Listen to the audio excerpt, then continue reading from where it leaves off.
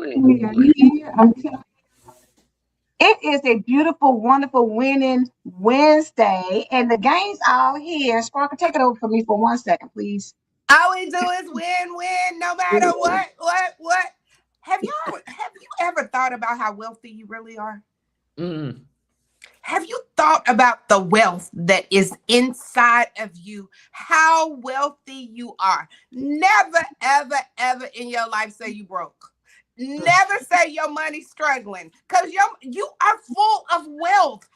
Anytime you need something, you go to God and say, God, I need it.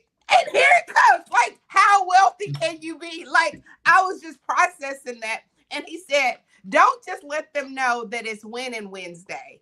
Let them know how wealthy they really are. They think they struggling. They think their money's not right. They think it's, you have so much, because every dime belongs to God. And if it belongs to God and you belong to God, it belongs to you too. Well, and that just ties into what I wanted to talk about this morning about changing our narrative and changing the things that come out of our mouth. Angela and I were just talking about that earlier, right? We have things and we don't often recognize it, but what comes out of our mouth is completely not in alignment, right? How many of us say, we're broke and I don't have enough money and I don't have enough this and I don't have enough that. And it's like, thank you, but you do. Please share. But you do. But you do. So it's interesting you brought that up. But you do. Like, when you have the power, the Holy Spirit lives inside of you. So what could you lack? It's no lacking. You can go to the doctor and they say one thing. You go and tell your father, you know what they just said? They just said, I have a diagnosis and I'm going to die in 5 weeks or whatever. And he was like, oh, okay. Like, and he don't get all irritated and frustrated and, oh my gosh, that's what they said about you. He's just like, okay. So which one you gonna believe? Are you gonna believe that I'm wealthy in health? I'm wealthy in ability to do all things? Because having the ability to write is a wealth. You know how that's wealthy, that you can say, I'm heavy right now. Let me go right. Let me release this off of me so it won't mess with my money. Don't mess with my wealth. Don't mess with what's inside of me. Let me release this. Let me surrender anything that comes to you to try to attack you. You release it so that it does not interfere with your wealth. That's just like writing out a check, writing out your bills. You watch how you spend so it won't mess up your flow, right? Mm-hmm. But I think that in the reality of things, how man has progressed, or humans have progressed in life, we have stepped away from believing that everything inside of us is already inside of us, that we need to be whatever God's purpose for us is. So when you start thinking lack, again, it's not matching up. Because if you say, I believe God, I trust God, I know God has me, I know God's will for me. Even if we say to the point of to be absent from the body is to be present with the Lord. Come on. If everything that you come out of your mouth, like, oh my God, I got this, oh my God, I got that, and you doom and gloom everything, then you're not in alignment with what you say. It's just like saying, oh, I want my flowers to grow, but you never water them. You never put them in sunshine. You never do any of those things. You never cut off the deadness. To start thinking. And that's why we said this year we're healing for real. Because the limiting beliefs that you have, it has to be a point in time for the renewing of your mind when you go back and say, you know what? Whether I have money in my bank account or not, I don't have to stay there. I can start doing, making wiser decisions. I can start saying my money is circulating, because it is. In the reality of life, money is going to come to you in some shape, form, or fashion if you position yourself to be, in a place to get money. Yeah. Because sometimes money just comes to you. You're not, you may say somebody, you may be talking to somebody say, you know what, let me sow a seed to you. Or somebody may say, I was just thinking about you. Let me send you $25 for lunch. Those things may happen. Or somebody may say, hey, go with me. I'm going to treat you to lunch. Those things happen and we don't think anything about it, but that's God provision. That's God bringing things to you. When somebody opens the door up to you and you go through it, the monetary compensation may not be there, but the connection you make in 5 weeks from now may position you. Somebody say, you know what, I have been following you and listening to you for 5 weeks, and I need you to come and be on this conference, and we'll pay you $3,000 to do that. Exactly. But you got to start letting your mouth and your beliefs be in alignment. So, Natasha, when we talked earlier this morning, you know, you were talking about how we're at war in ourselves. Can you tap into that a little bit more? Yeah, I'm listening to what you're saying, and it's so true. I think that we have to redefine what abundance is and what wealth is, because I think we often look at it in the tangible sense, right? Yeah. I'm only wealthy if I have money. I'm only wealthy if I have a fancy car. I'm only wealthy if I have this type of job and making this certain amount of money.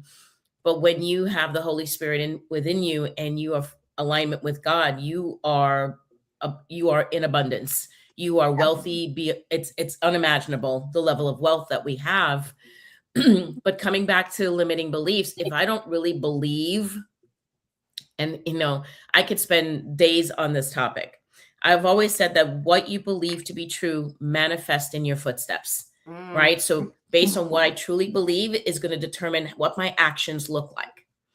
And a lot of us right now will say one thing. We will say that we believe in God. We will say we trust him. We will say we have faith, but then we are walking in fear, or we're chasing the mighty dollar, or we are chasing that relationship and begging for that person to stay when we have no business staying in that relationship in the first place. I mean, the list goes on. We all can, fill in the blank. And so what I was saying with Angela this morning is that there's this younger version of self that we all need to pay attention to. Everyone tends to look at behavior and say, okay, well, that behavior is good or bad, right? We tend to want to judge the behavior. But what we don't understand is our behavior is a result. And Rev Pat talked about this in her Bible study last night. We allow our feelings to drive the way we act. And if you allow your feelings to control you, right? That's where your behaviors are not oftentimes aren't going to be, I shouldn't say oftentimes, will not be in alignment with God. You will not be in alignment with the spirit because you're letting your feelings, you become very reactive as a result of how you're feeling. Now, this kind of ties in with Sparkle and I were talking about yesterday. A lot of people are in denial about their feelings. So how can you want to change a behavior or change something in your life when you're in denial about what you're feeling and then you're being reactive to how you're feeling? And I know that might sound a little confusing to a lot of people, but I try to use the younger self as a representation of your emotional self, right? All of us are grown today and we're far removed from trauma. We're far removed from dysfunctions in our lives.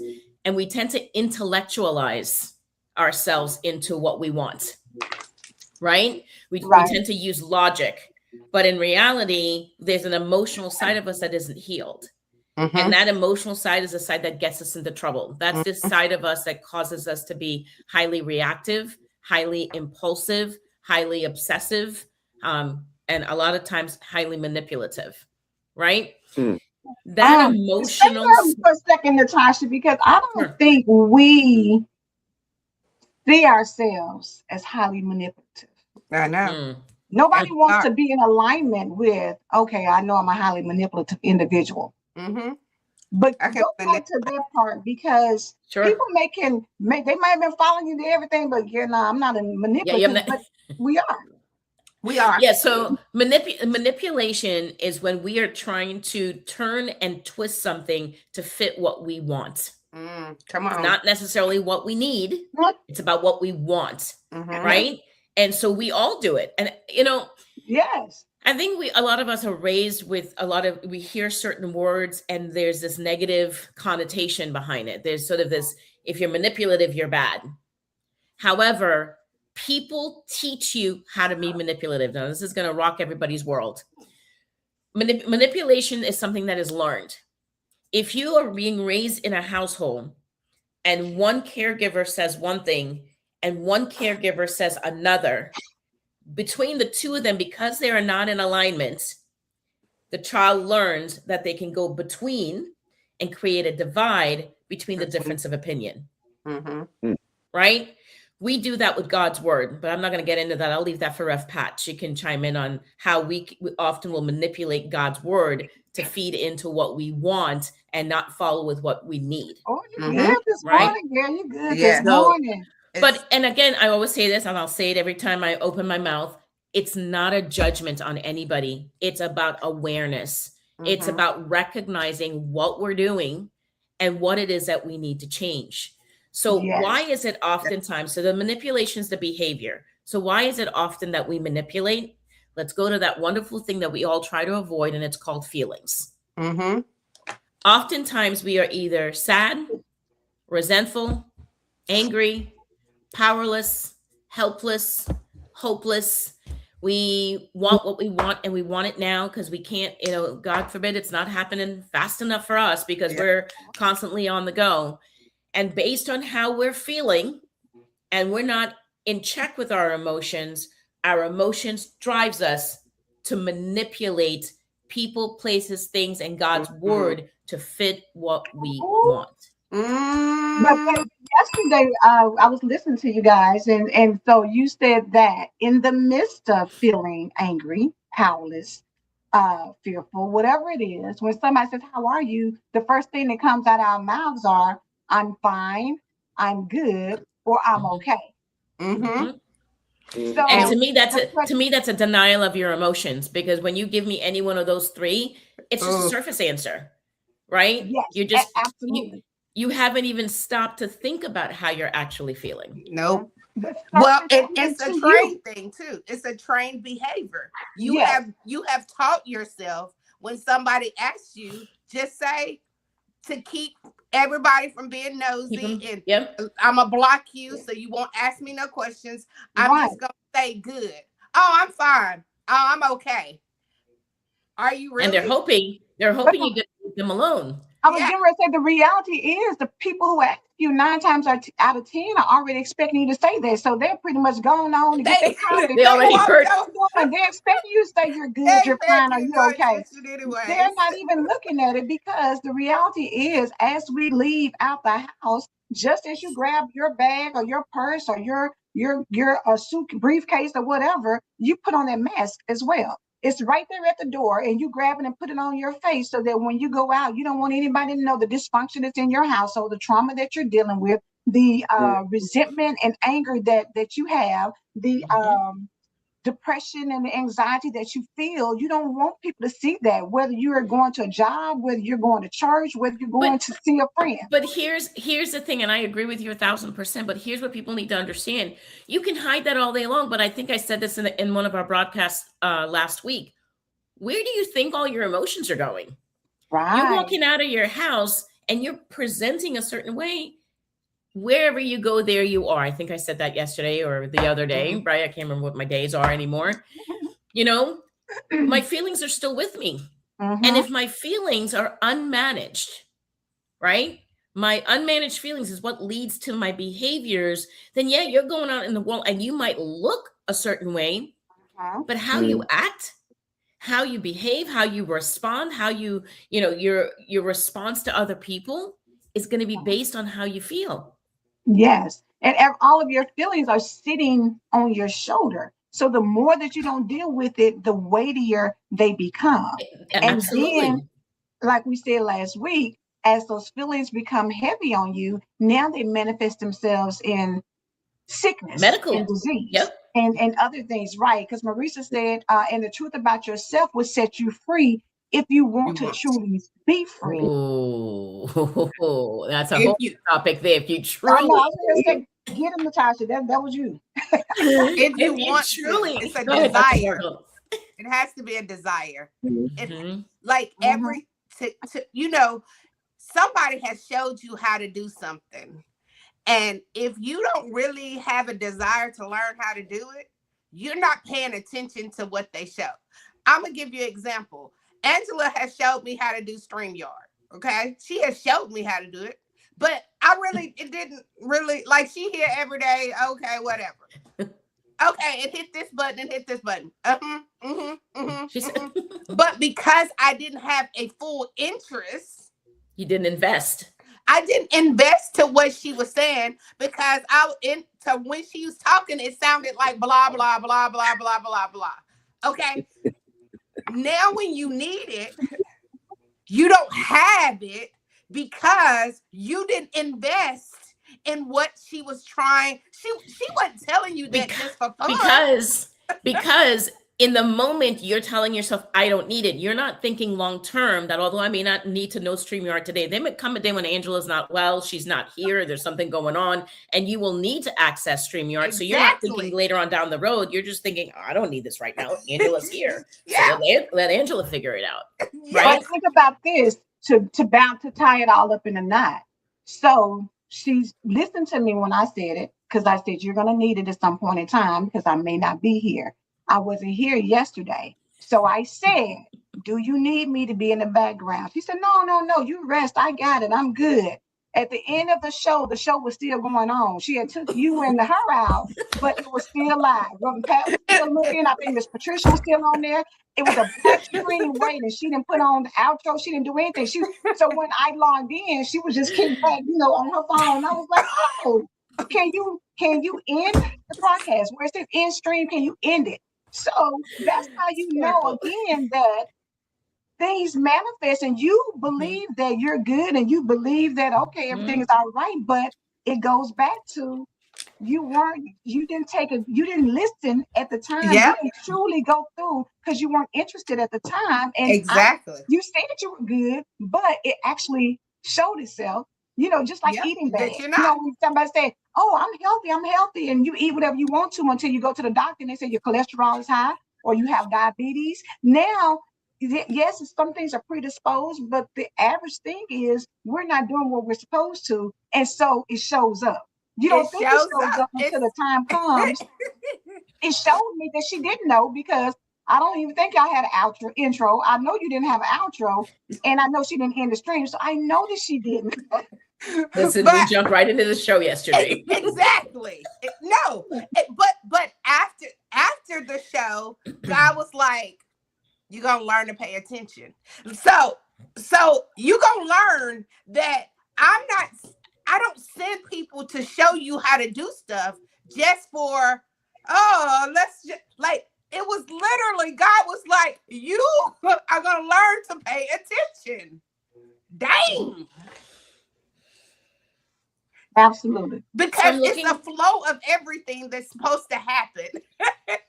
I was looking at Dr. Marissa Blue. I don't want to butcher her last name. She said, far too many people are surface level. We need more people doing the introspective work. When that increases, we will see change in mindset and behaviors. And I agree with her 1,000%. And it's something even that simple. Like, if you see that nice property and people, why do investors invest in stuff? Because they see the potential in the house. It's not how the house looks right now. They're not buying that property for now. They know if I invest and put some money into this home, in return, I can turn around and sell it and get triple of what I bought it for. Well, I think that tied into what you said yesterday. That, when it comes to mental health, while we are recognizing the severity of it and that we need it, many people want a quick fix. So I would go to the doctors and we want to take a pill. No, it's okay. I'm sorry. It was You're reading the comments. I know. I was giving you a take time.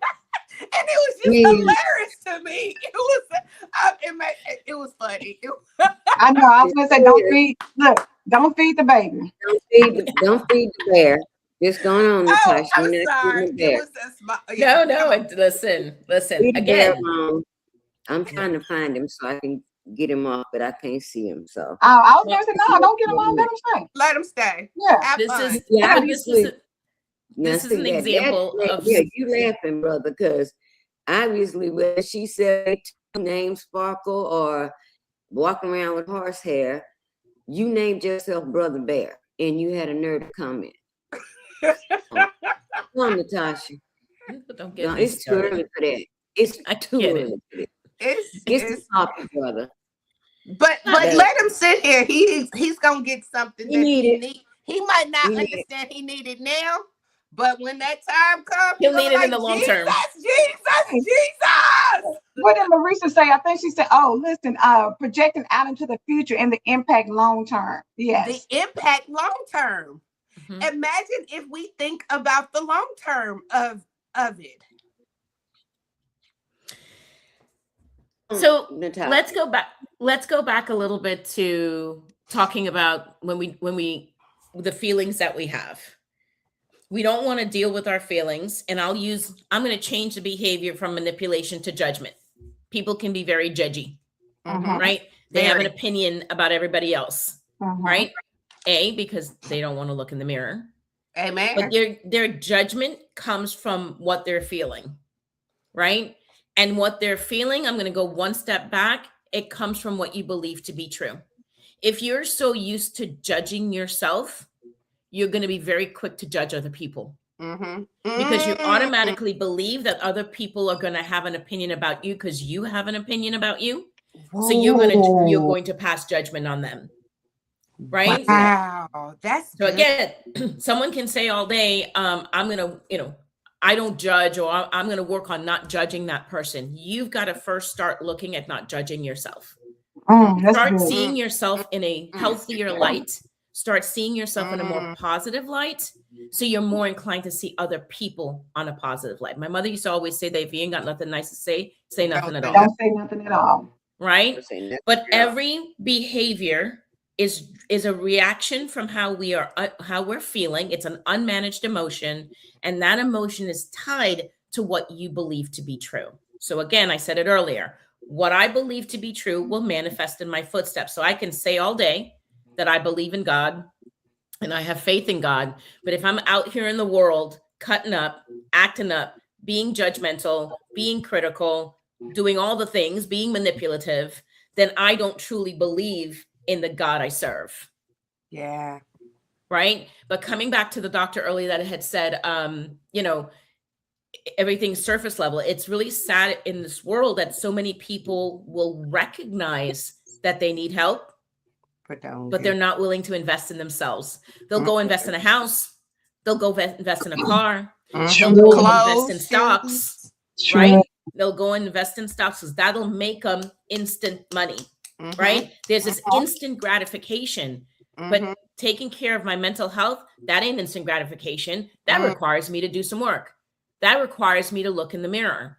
I've had many and that clients requires you to acknowledge that there's something wrong. Yeah. And a lot of times people don't want to acknowledge that there's something wrong. Denial again. And I think it's important for people to understand, why do we have to look at it as right or wrong?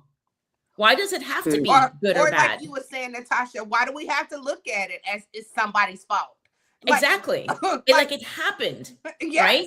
It's not fair. It happened. But are we going to sit in that? Like you're choosing to sit in that and get comfortable in that rather than rising above it or standing out of it and saying, okay, you know what? I want to do something different.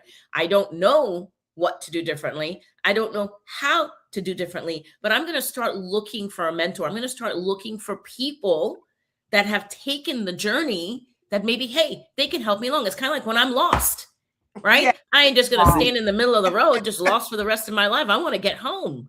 So I'm going to ask somebody, hey, can you direct me on how to get to wherever it is that I'm needing to go? It's the same thing in life. But we're so self-absorbed and self-centered and only think about ourselves. And that is on a, I can't say global, I'm going to say on a national scale, right? Again, global. I talked about leadership and it trickles all the way down. And it's like every man for themselves. Yeah. You see it every day in our lives when there's like a shortage of things and people go to the store and, young, old, everything in between is pushing everybody all the way through just to get what they want. They don't even consider the person next to them. Why? Because they're feeling something. They're probably scared. They're probably fearful, whatever. And they're being reactive. Right? They're not thinking about anybody else but themselves. Because like you were saying, the judgment, because at the moment, self is all that matters to them. How I receive it, how I feel, it's irrelevant around people. I'm trying to defend myself. I'm trying to take care of myself. I'm trying to, and that comes from, and Mhm. yeah, and that comes from limiting beliefs. Yeah. There's a belief that no one's going to take care of me. There's a belief that everybody's going to hurt me. There's a belief that, the world is this. We have this negative Nobody cares. view. Nobody cares, right? But in reality, people do. You just have to pay more attention to who you turn to for consult. Yes. Right? You don't just go to everybody and tell everybody. Like there are some people that will ask me how I'm doing, and they will get a surface answer. Yes. But I'm not giving a surface answer to everybody. I pick and choose. If Ref Pat asked me how I was doing, I'd be pouring out and crying out to Ref Pat when she asked that question. But somebody in passing, I'd be like, we're good. But where does that come from? You have a trust in her. Correct. I trust and I believe that she desires the best for me. Correct. I look for trust, loyalty, and integrity. And you know that. And she genuinely knows that I want the best for you. So therefore, if something's off, how can I help? And that's exactly. how, Spark and I always talk about Monica. She always, she may say, "How's your heart?" Yes, and so I love that. To a point now where I don't surface her. When she says something, I generally go ahead and say what it is that's going on at whatever level, because I know that she's not going to, she knows the surface me quicker.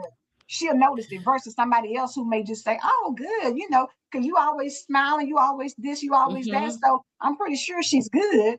Like they said, somebody said yesterday, check on the strong folks in your life, because they're holding and dealing with a lot. And most people don't check it because you're so used to them doing everything that you figure like, oh, that's just who she is. That's just how she handles things. That's just how she shows up. And oftentimes, as a cognitive distortion, we will generalize and we'll put everybody in one big bucket. Yes. Right? So I have difficulty trusting. I can't trust anyone. Yep. Right? And listen, I've been there before. Before my healing journey, I put everybody, I can't trust you.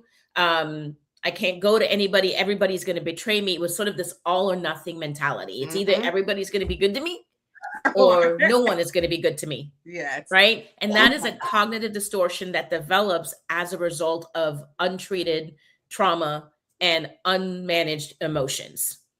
So we have to be really careful and realize that, we can't trust everyone, but there's always that one person in your corner that you can't. And I'll say this. If you're in a season where there's not someone in the flesh that you can trust, you better believe your bottom dollar God is the one that you can trust. And you can go to God every single time, and he will not disappoint and he will not fail you. And it gives you an opportunity to be able to look in the mirror and share what's going on with you and reveal your truth to him. Because I got to tell you, if I'm not being truthful, if I'm not being honest with myself, then what am I really doing? Right? What am I really doing? I'm just sort of walking around aimlessly pretending that I'm okay, but inside I'm not. And that's why our suicide rate is so high. That's why mental health is increasing, because we're just walking around almost like zombies or robots in the world. Yeah. And when Natashah, I was thinking about what you just said. And in reality, a lot of times when we do trust a person, we will overlook all of the good things that they do, all of the good things that they've said, all the times that they've been there for us, with that one time that they say something that we don't like, with that one time they say something that irritates us, or they're not there for us. What's the Love and Basketball? The guy said, you forgot to be there. What about all the other times when I was? All those times. And that's how we show up as individuals, is that you make it somebody that you trust, but the one time Reverend Pat may say something that hits a nerve for you. Now it's like, that's that all or nothing thinking, right? That's one of those cognitive distortions that develop because of unresolved trauma. That's the thing. We have a distorted thinking pattern, and it stems from unhealed trauma. So for anybody that's listening out there and you haven't treated your trauma, you are operating from a distorted cognitive place. That means we tend to have all or nothing thinking. We tend to overgeneralize. Some of us tend to minimize, right? Some of us use emotional reasoning, and we have mental filters. A mental filter is I hear what I want to hear and I throw away the rest. And sometimes you could be throwing away some really important things that someone's saying because you only want to receive what you want to receive in that moment. Yeah. Right. So what you guys are describing are cognitive distortions. So again, and that cognitive distortion stems from unmanaged emotions and limiting beliefs that we are still holding on to. So again, we're walking around in the world and we're all looking pretty and we're all sounding great, but your actions don't line up. And at what point how can you go to sleep at night and be okay with that? And again, I don't say that from a place of judgment. I say that from a place of experience. When you are walking with God, when you have made a decision to turn your life over to God, I can tell you that before that, I was sleeping just fine. Because it was just me and my ego going to bed at night. Right? But when I started walking with God, I had a conscience and I felt bad knowing that here I am getting up every day and reading the word. And this is what God says. And I'm out there and I'm not in alignment with what he's saying. That I had conviction. I still have conviction today. And there are some people that will experience conviction and somehow still continue doing whatever it is that they're doing and then be upset that God isn't turning their lives around, or coming back to what Dr. Sparkle said earlier of, I'm broke and I don't have this and I don't have that and I don't have the other. Well, maybe there's a reason why we don't have those things. One of the things I'm learning in my season, and Sparkle and I talked about this yesterday, is learning to be a good steward for the things that are given to me by God. Being a good steward in marriage, being a good steward in any relationships, being a good steward with his money, being a good steward with my body and my overall health, because he gave me this body. Rev Pat prayed this morning about he gave us life today. Are we walking with gratitude? Are we taking care of ourselves, mind, body, and spirit, and stewarding what he's given us? Because I've learned in my own journey, as quickly as he gives it to me is as quickly as it can be taken away. Absolutely. That's so good. But she don't want to talk because you get my nerves, Brother Bear. That's why I'm not talking. So I can stay in the spirit. Brother Man, you need to analyze that one. Why are you here? I'm quiet because I'm taking in everything that Natashah has to say, because somebody out there needs to hear it. And somebody is here this morning because, I think it's Farika wanted to make sure that you said cognitive distortion. Yeah. Because cognitive distortion, how we see one another. And this is, this whole platform that we use, that God has allowed us to use, comes with so many people, I'm going to say, who use this platform to bully, because they don't, it wouldn't happen in real life. You're just going to walk up to somebody and say the things that you feel empowered to say when you're in your house behind your camera at your desk or wherever you're sitting. And to me, those people that do that, it's coming from a different place. It's not coming from a place of, I even believe half of the stuff I'm typing. These are the things that I otherwise would not be able to say, so I can bully this person. I can talk about this person. Monday night, we had that happen. We had someone on that was in the comments, and she got upset because we didn't respond to her comments quick enough. But we're live. We see comments coming, and we try to get to every comment that comes, but we're not gonna get to every comment. And so she said, Reverend Pat, don't give him, don't that he. No. I'm not even talking about him. So she got in her feelings.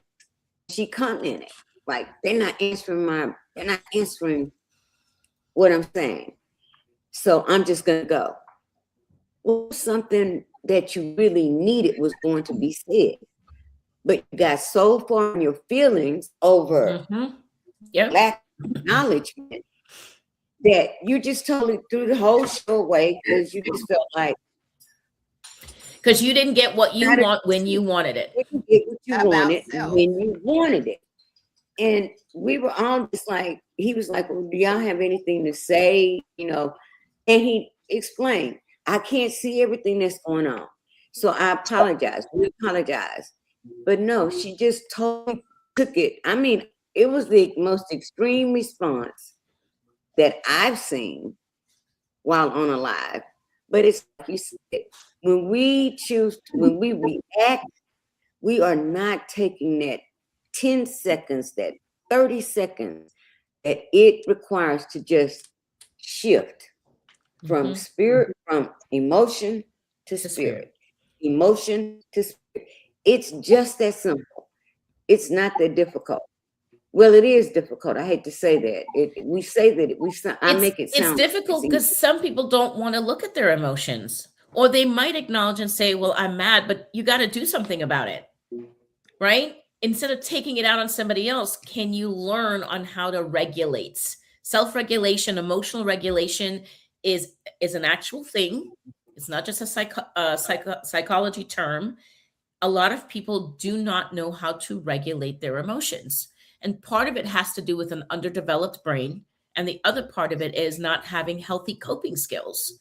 So it's difficult for me to shift to the spirit when I don't, A, recognize what I'm feeling, and B, learning to regulate that emotion so that I can shift to the spirit. And that is why healing is so important. And so if we're not wanting to heal, or we're not wanting to acknowledge the emotions and or learn on how to cope with the emotions, then again, you're just always going to be a very reactive person. Yes. Right. And healing never stops. That's the beautiful thing about healing. It's never a stopping point. It's a everlasting lifelong healing journey. Nobody ever gets to the point like, oh, like you just, it's an ongoing process, because once you get healed from that little part, then here comes this other part. Like, oh, I thought we already dealt with that. No, I was prior to my healing, I was a very reactive person, very, very, very, very. And just like Natashah said, it was because of my environment where we were not allowed. You didn't. Well, no, hey, let me go sit on mom's bed and talk about what kind of day I had, or no, you didn't talk about what was going on in the house. You didn't talk about any of that, and you could not respond. If you were angry, you couldn't respond. If you were hurt, you could not respond. That's just the environment that I was raised in. And yesterday, Natashah and Sparkle hit. I was just sitting over on the other side, like, are they just like talking about me this morning? But Sparkle just addressed it. There are things that we think that we're good with until we hear somebody address it, and then you realize, no, I might not be as good in that area as I think I am. But because you believe that I'm good, I'm fine, I'm okay. Yeah, I learned how to say. We begin to believe our own BS. We begin to believe our own. Oh, okay. Well, I'm not as bad, and you are. And Natashah, go back because Farika wanted to know. You mentioned the wheel of feelings to identify. Oh my gosh, just go to she heard that yesterday. Go to Google and just type in feelings wheel. And some of them have like little faces to kind of describe how you're feeling. But it's a great tool that I actually use because I find a lot of people, when you ask them how are they feeling, they immediately go into a monologue, or they want to describe to you or explain to you something that's going on. A feeling is one word. If you have to add other words behind it, then it's not a feeling. You're more than likely describing something that you're thinking about, probably a thought pattern, right? So the feelings wheel allows you to recognize that there's layers to your emotion.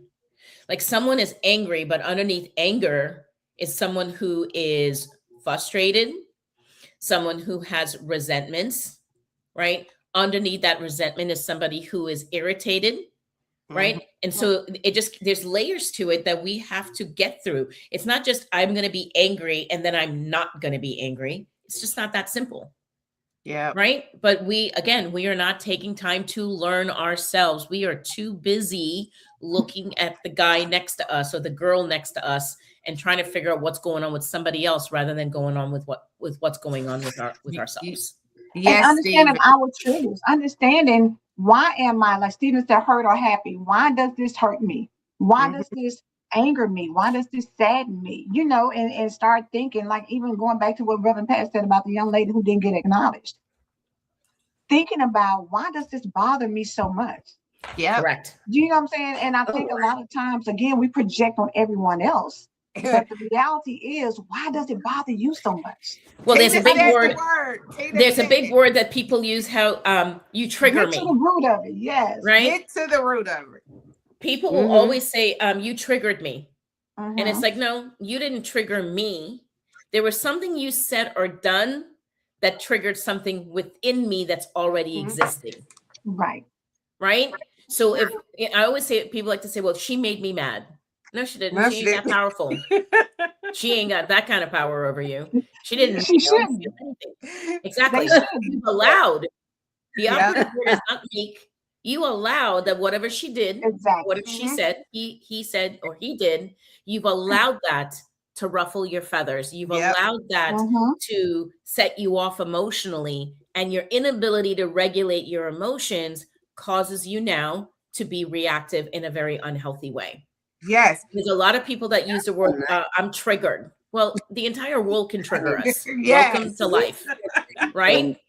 So But it's about you looking within yourself to realize that there's an emotion there that is not addressed that needs to be addressed. That So when needs- people trigger us, to me, it's a great time for reflection. It's a great time for me to look in the mirror and be like, okay, what, like you said just now, Angelo, why is this bothering me the way that it is? Why I'm so upset? The woman that did what she did with Rev Pat's on Rev Pat's show, all she needed to do was to stop and say, okay, why is the fact that they're not responding to me quickly enough? What does that say about me? And I could almost guarantee it comes down to a limiting belief. She believes she's being dismissed. She believes she's not. Everybody's overlooking her. Nobody because no she's attention. dealt with that in her past, whether as a child, a young adult, or even an adult. Yes. Because somebody didn't listen to her and overlooked it and said, "Get somewhere and sit down because I don't want to hear that right now," and dismissed it. She decided that as a grown woman, you're not going to dismiss me. If I ask you something, I need you to address it. And that turns into aggressive behavior if you can't manage it. Because the reality is nobody owes you a comment back just because you put something onto a lie. No, but people who are self-centered and self-absorbed are very entitled. So here you are in a room filled with people, and somehow the focal point needs to be on you. On you. Yeah. Like, hello, like Ref Pat talks to hundreds, if not thousands of people, right? But you want when you walk into that room that she got her eyes on you. Like that is just very self-absorbed and very self-centered. It is. Stephen said broken children grow into broken adults. And that's the reality of life. Facts. I want to ask Natasha, now you said we're talking about unmanaged feelings. Emotions. How thrown off are you if you know, because I'm talking about me, not talking about anybody else. Between 18, 19, 20, 21, 22, those around those ages, I literally knew that I was so thrown off that I was waiting on you to make me mad. I'm being nice. It's not this at the tip of my tongue right now. I literally was waiting on you. Anybody, somebody, I could have been standing, just come on, just bring it. And I knew that any little thing, it would take any little thing for me to go from 1 to 1,000. And in my mind, I finally was at a stage in my life where I was not in my father's house. I didn't have to bite my tongue anymore. I didn't have to, dot. Now I can get out. And at that time, I really thought that anger was owed to me. I deserve to let this out. I don't care who it is. I don't care who you are. I'm serious. I don't even know how I kept a job between 18 and 20. Because if somebody upset me, honey, please, I would stand in the middle of the chair in the office and curse you out one to the other. Well, it's because your emotions have been suppressed for so long. Oh, yeah, You've been told to sit. Yeah, you've been told to sit down and be quiet, and nobody wants to hear you. So when you have the opportunity, it's almost like, not almost, it's freedom for your voice. So now you're not paying attention to tone of voice. You don't care whether you hurt someone's feelings. You just don't care. It's a matter of breaking free. You would have done anything to be free, to have a voice and to be heard. So at that point in your life now, you're like, I'm going to do what I want, say what I want, like it or not. Here I come. I was no different. It's the same thing in me. I believe, I was suppressed for such a long time. I was just wanting somebody to look at me the wrong way. And I got into a lot of fights when I was younger for that same reason. My mother used to always say, you're always looking for trouble. And it was an opportunity for me to be able to lash out because of all the emotions that I've had to suppress through the years of being told girls are to be seen and not heard. Your opinion doesn't matter. When I speak to you, you don't speak back because that's disrespectful. All the things. So now I'm an adult and I step out of your house and I'm not there anymore. My mother used to always say that if you think you're grown, get your own keys. Well, I got my own keys. And when I got my own keys, I was unstoppable. Sorry, Ref Pat. I was unstoppable and I was unstoppable in an unhealthy way. Like my unstoppable today is very different than my unstoppable when I was 18. It's different kinds of unstoppable. Different kinds of unstoppable. Can you, Natashah, get Farika's comment, please? She says, so as you start to realize more truth about you, how do you start to heal from those things? Is there certain steps to take for certain issues to actually begin the work after you have become aware? Well, absolutely. I mean, I'm always going to recommend that you get with a professional. When you're dealing with your mental health, when you're dealing with cognitive distortions and poor thinking patterns and wanting to change behaviors and learning healthy ways to deal with emotions, it's very important that you get with a professional, whether you're getting with a pastor, a counselor, a spiritual counselor, therapist, whatever that looks like, a coach, because we can't do this alone. And the reason for that Natashah. is, we're not going to get with Natashah. She went through the whole thing, and we all going to say the same thing. Go ahead, because everybody's not. Somebody else may have the same question. I know. Yeah, and listen, I think Rev Pat said it yesterday in her Bible study. Maybe forgive me, my days are all running together. I'm not for everybody. I'm just not. Yeah. Right. Absolutely. And when we talk about investment, not everybody is ready to make the financial investment needed to get the transformation that they can and will get out of my program. So I understand that. So that's why I always say, yes, would I love for you to come work with me? Sure. But at the end of the day, if it's not something that's in your budget, you don't believe that you can financially invest in yourself to that degree, you can go to a therapist. The reason we need someone who we can process what we're discovering. It's very difficult for you to discover something and process it on your own because it's a one-way street. I love that word that you said, process. One of the things I try to tell people, breaking it down like that. A lot of cultures believe that therapy is wrong. Therapy is bad and you shouldn't go to a therapist. Going to a therapist doesn't mean that there's something wrong with you. Going to a therapist or speaking to someone is an opportunity to gain an alternate perspective.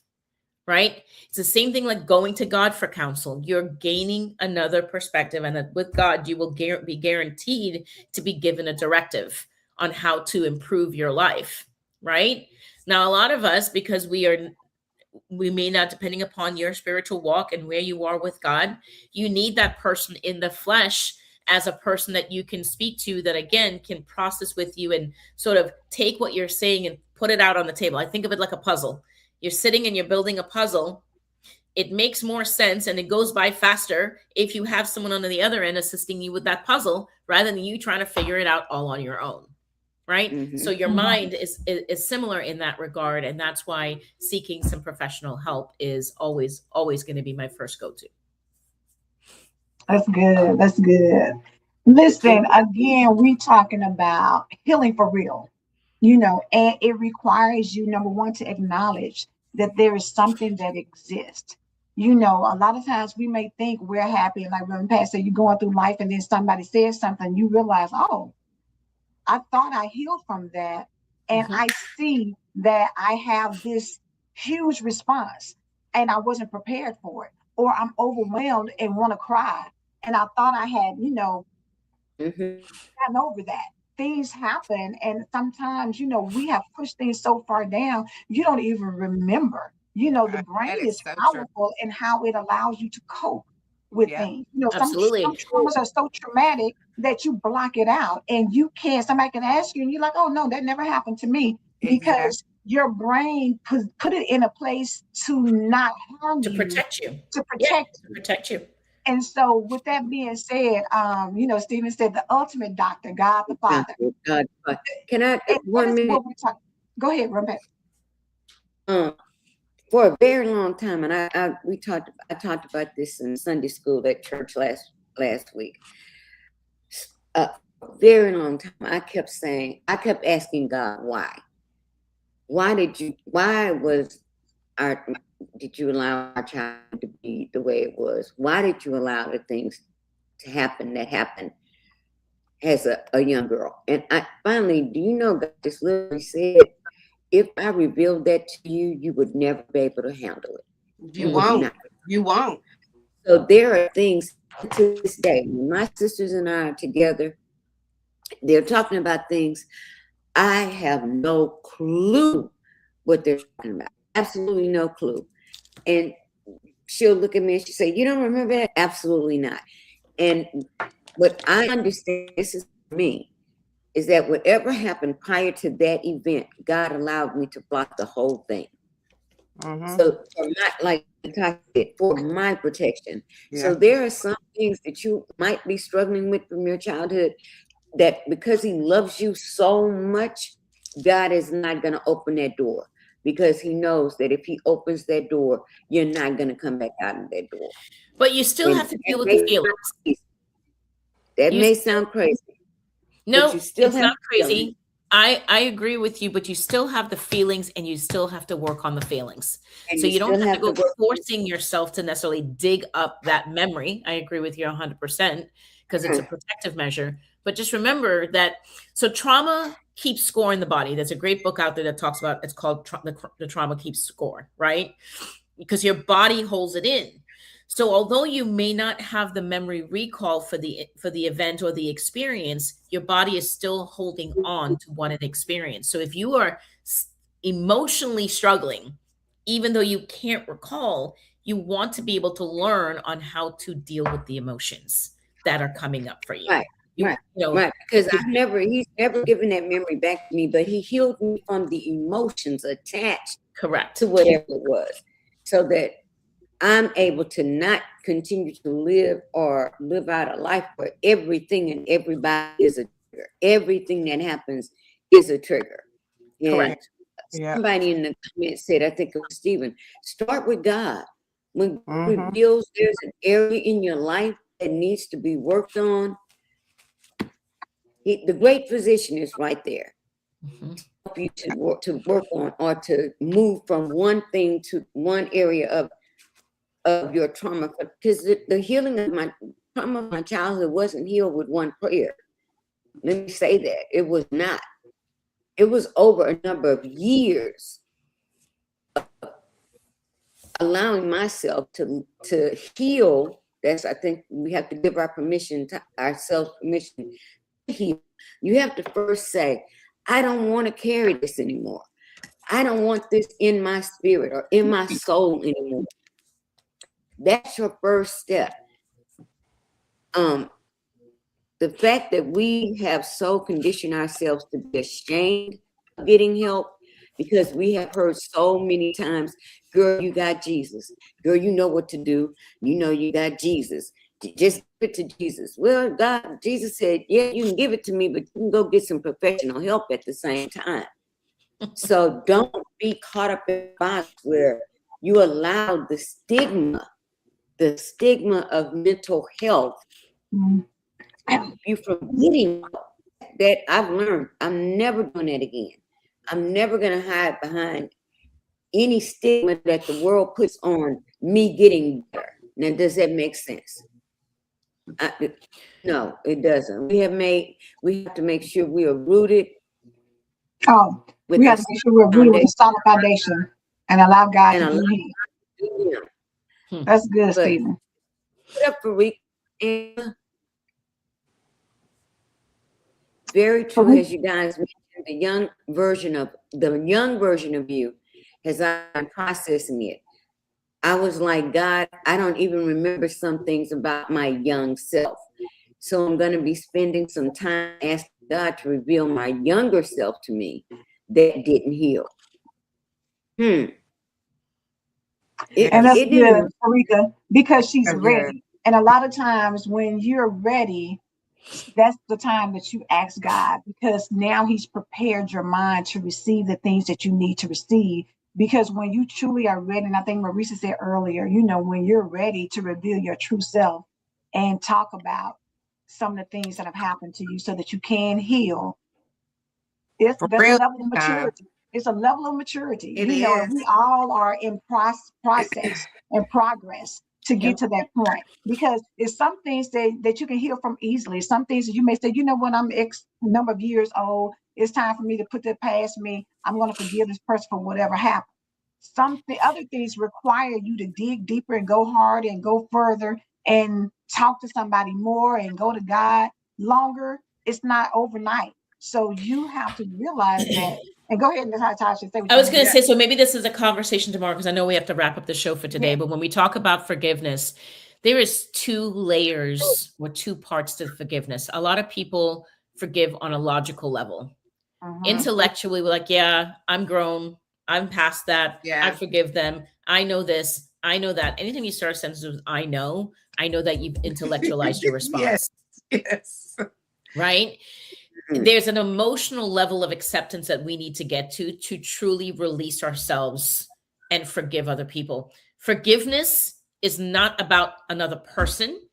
Forgiveness is about you releasing harbored emotions. It's you making a choice to say that experience had me feeling blank, and I am no longer willing to carry that emotion with me, and I want to release that emotion to God.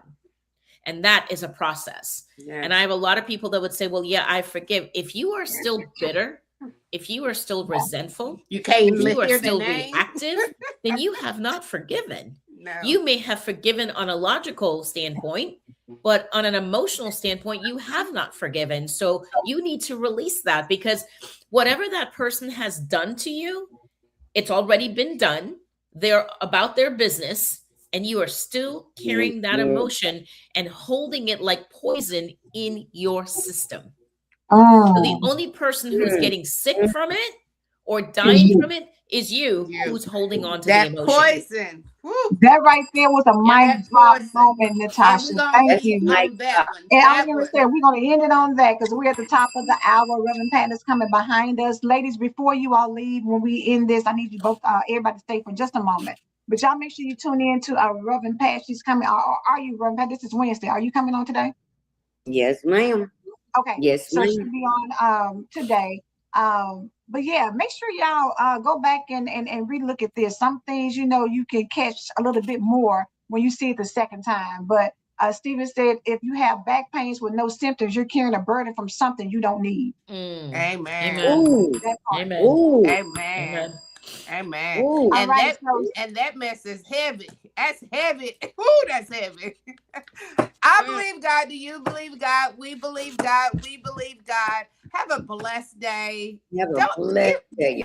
Give yourself some grace. Give yourself some grace. Show yourself some grace today. Absolutely. Today, I want stay you. On. Okay, have a great one.